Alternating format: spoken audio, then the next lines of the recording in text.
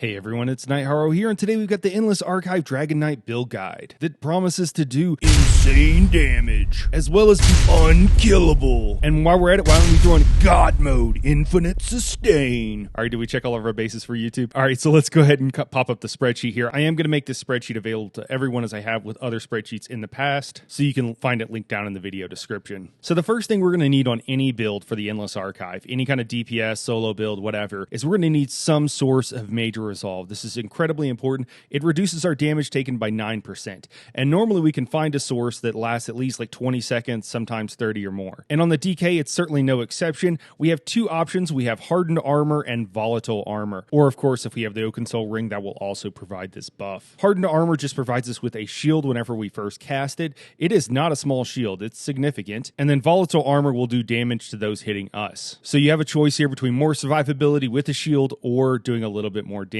Kind of your choice. And just as a quick reminder, the expectation here is that you're starting with a full-on DPS build, and then you're slowly adding in these buffs, trading maximum damage for survivability. If you don't have a build, I have some on the channel, or of course, I always recommend Skinny Cheeks. And I'll note that that's going to be this entire build guide. I'm trying to give you the tools so that you can, make decisions for yourself and determine what is best for you. Okay, so you're going to find that a lot where I am giving you information, and it's up to you to decide, what trade-off between damage and survivability you want to make. So keep that in mind throughout this entire thing. Now, the next major thing we're going to need is actually down here at the bottom, and that's some source of major prophecy / savagery and major brutality / sorcery. So these are the same buff, just one of them is for magicka and the other one is for stamina. But generally speaking, now they come together in most situations since the hybridization changes. So for us on a Dragon Knight, we do have a source of major prophecy and savagery, and that is Inferno. And the morph that we normally take is Flames of Oblivion. And then for major brutality and sorcery, we don't actually have a class option, so we're going to go with Degeneration. This is from the Mages Guild skill line, and it will give us this buff. Now, the reason we want those buffs, instead of getting them from weapon or spell damage potions, is because we actually want to run tri-stat recovery potions. I covered this in the Secrets to Survival, the Endless Archive Survival Build Guide that has more generic advice as far as gear and all that kind of stuff. So if you haven't seen that, you don't necessarily need it for this, but I am working within that context, and I explain a lot of things that I'm not going to rehash. But one of the things I strongly recommend in that video is to use tri-stat recovery potions. And the reason I suggest using those is because they give us both major intellect and major endurance. And those increase our recovery of magic and stamina respectively by 30%. And there is no other good way to get that buff in the game. There's a 5p set, but that's not worth it. So if we can do something like using Degeneration, which is a good single target dot, that will also give us that buff, then we don't really lose very much for using that and then going with tri-stat recovery potions, right? And Flames of Oblivion we're probably already going to be using anyways. So that is why we're doing that. Now the third major thing, if you don't watch anything else, these main three things you want to keep in mind. You need some source of major breach, and if you can, minor breach. Now, if you have a tank with you, if you're a duo and you have a tank with you, they're going to be applying this for you. You shouldn't have to worry about it. They should be applying both of these buffs for you. If you're solo, you're in trouble. You're not going to have a source of this. So you can use Noxious Breath. That is the stamina morph of Engulfing Flames. But you could also use the class agnostic Razor Caltrops, which is from the PvP skill line.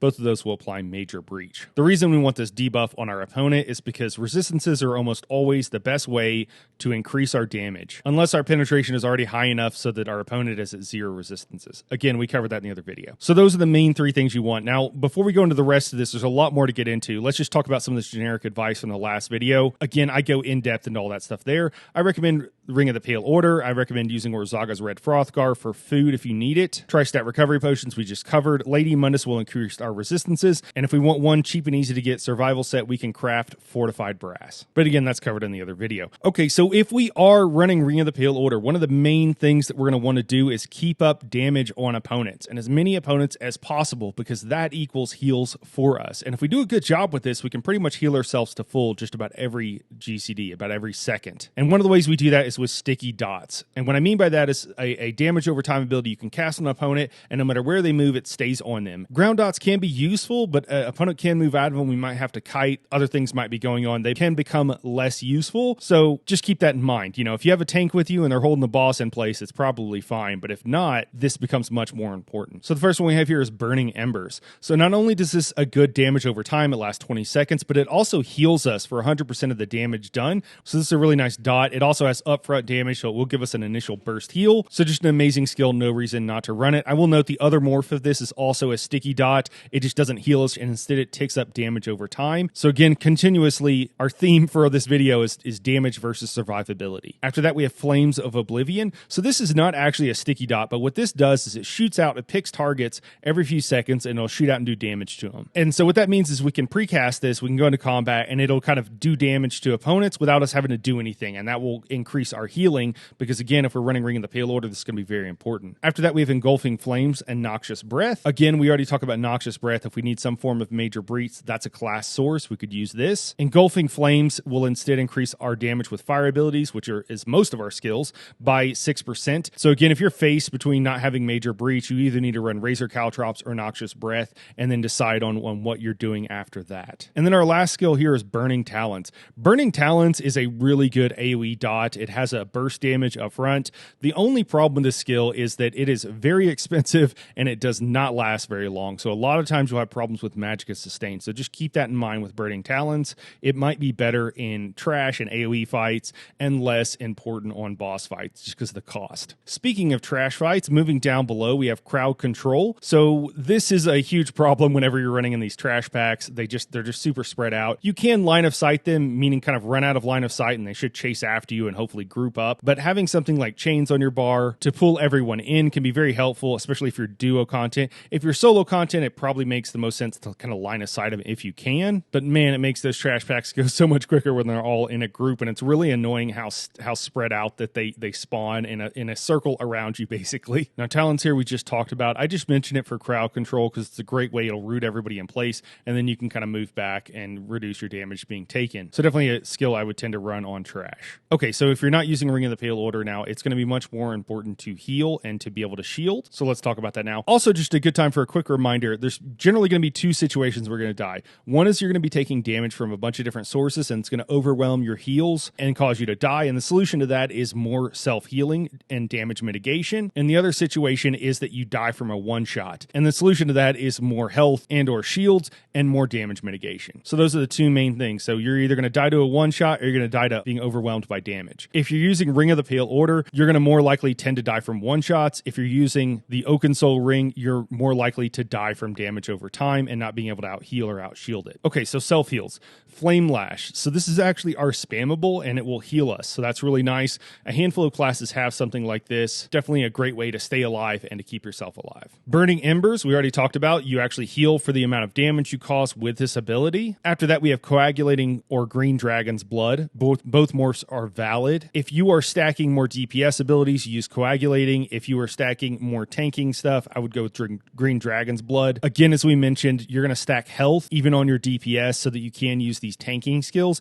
and they still work even though they scale off of max health, because ideally we're going to have at least 30k health on most of these setups, just because it's not too much of a damage loss to go ahead and swap that out, and it adds disproportionately to our survival. And then after that, we have Deep Breath. Deep Breath is going to be another one that we use in trash a lot. It's an AoE that is centered on us, and we heal for the damage caused. So it's an amazing ability in trash to be able to use to keep yourself alive. Now, for healing others on a DK, we don't really have that many options. Now, I will note throughout all of these classes, I have omitted ground hots. And the reason for that is because this is an arena and we might be moving around a lot, and I don't think they're as useful. If you were looking for things like that, just look for any Trials healer build and you'll find good ground hots. If you're unsure of what they are, but probably just looking through the class skill lines, you can find them. But Obsidian Shield is a great skill. This is the unmorphed version. And whenever you see the unmorphed version, well, all I mean there is that both morphs are valid. So if you go with Igneous Shield, it's going to scale off of your max health and it's going to give you a little bit bigger shield for yourself. If you go with Fragmented Shield, you don't get the larger shield. However, you get increased duration of major mending, which increases your healing done by 16%. So again, the main thing there is going to be if you need the bigger shield or not, and if the major mending is going to be as important to you, which matters about how much you're healing yourself. So in the case of Ring of the Pale Order, you probably want to go with Fragmented Shield. In the case of Oaken Soul, Igneous Shield. But again, you could use either in different situations. Don't take that as gospel. Okay, so damage mitigation. This is huge.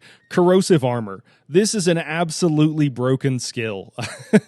And instead of like trying to fix it, they just made changes during the PTS so that you can't generate ultimate while this skill is active. I will note it's only the Corrosive Armor morph, so you can still use the other tanking morph Magma Shell and continually generate ultimate if you're solo so that you can like have almost 100% Magma Shell uptime. Basically what this skill does is it reduces your damage taken from any given hit by 97%, which basically means that you can't die while you have this skill. Now we are on a DK, so anytime we use our ultimate, we also get a ton of resources back. That's just from a passive from one of our skill lines. So not only do we get invulnerability for a period of time, we also generally get pretty much max stamina and magicka back. DKs are a little bit broken. Don't worry, I won't tell Sauce. Now, if you're duo, I covered this in another Endless Archive video. I think it was called like Endless Archive, how to get 100% ultimate uptimes, where if you're with someone else, they can just ulti dump onto you using a mythic, and you can have just 100% uptime as a DPS. Great way to keep yourself alive as a DPS, and then you go with the tank who just makes sure they keep themselves alive. But again, you can use Magma Shell, and that'll work just as well. Magma Shell also provides a shield equal to 100% of the health of allies nearby for 10 seconds. So using Magma Shell can also help the person you're with a bit. Although that shield is going to get eaten through pretty quickly, so not the main reason I would use this skill. Now, if you don't need to be invulnerable, if you don't need to be Iron Man, you can go with Standard of Might. Standard of Might is ridiculous. It's the best in slot ultimate for a DK. It does the most damage. It increases our damage by, I believe, 16%, but it also reduces our damage taken by 15%, which is crazy. So if you don't need to be completely unkillable, Standard of Might is the way to go. You could front bar one and back bar the other as well for maximum protection. And then after that, just an honorable mention because it is so good. Protective Scale, if you know you're going to take missile damage, reduces your damage taken by 50%. That's crazy. That's super OP. So it's good enough, even though it's very situational. I thought it worth mentioning. Okay, now to the really important part. Skills worth adding. The stuff that you really want to make sure you have on your bar. Hardened or Volatile Armor, you want some source of major resolve. Igneous or Fragmented Shields, both are very powerful and really help us survive, particularly for those one-shot mechanics, or if we're getting heavy attacked, we're taking a bunch of damage. When we know we can cast this preemptively, that's when this is most important. Corrosive Armor, it's just the most broken skill. Also causes us to ignore resistances of our opponents for direct damage attacks. And as we mentioned, resistance scales up of our opponents scales up in here, unlike any other content in the game, up to, I think, like 3,600, which is a 50% damage decrease. So having extra penetration by being able to ignore those resistances is huge. It is only under direct damage attacks, but it's still pretty massive. So like our spammable, if we're using Flame Leash, for example. And then I just mentioned Magma Shell. If you don't want to run Corrosive Armor, that it also applies 100% damage shield to a nearby ally, or allies, but in this case, ally. And then for important passives, the only thing I have here is Battle Roar. And whenever you cast an ultimate, you restore 500 health, magicka, and stamina for each point of ultimate spent. What this generally means is that we get like full bars or almost full bars of all of those things whenever we cast an ultimate ability. It is crazy good and crazy broken when you pair that with Corrosive Armor, Standard of Might, or whatever for the increased damage mitigation, shield, etc. It's kind of crazy. I will note here that I say important and active passives. There are a lot of other passives that do things. I just don't think that most of them are as important and really need to be mentioned, and the ones that just kind of happen, like, you don't need to know about. They just happen in the background, and it would take a long time to go into those, and you know, again, they're not something you have to actively do. Battle Roar is good to know about because you pop that ultimate. If you go with the survival ultimate, not only can you not die, but you also get full resources. And with that, I think that covers just about everything with the DK. I will note, again, I just can't say this enough, if you're going duos, really check out that video that I did on the Endless Archive, how to get 100% ultimate uptimes. Whenever you pair that with Corrosive Armor, if you're the DPS, it is just absolutely broken. And it makes it where all that has to happen is your tank needs to hold taunt, stay alive, and then you can infinitely pop ultimates that will keep you from dying. And with those two things combined with a partner, I honestly think you could go in here for long enough that you would quit before you died. Unless mistakes get made, which, you know, of course happens to us all. And with that, I think that's it. I think that's everything for the DK. I am going to have a class agnostic skill guide. I know I'm breaking all these videos up. I just think that's the best way to do it. If you haven't checked out the Endless Archive, how to get to 100% ultimate uptime video, absolutely go check that out if you're running duos, okay? You can have just unkillable builds. It will lead you to the point where, and I mean literally unkillable, right? I mean, popping Corrosive Armor almost 100% of the time. Basically, the only downtime is you communicating with your partner, but being able to do that will make it so that you literally cannot die. So if you haven't checked out that video and you're interested in doing something like that, definitely go check it out, because DKs are the class that you can make that the most broken on, and I am sure that they will probably try to do something to fix it in the not too distant future. So get it while it's good. Anyways, that's it for today, guys. I appreciate everybody watching, and we'll catch you in the next one.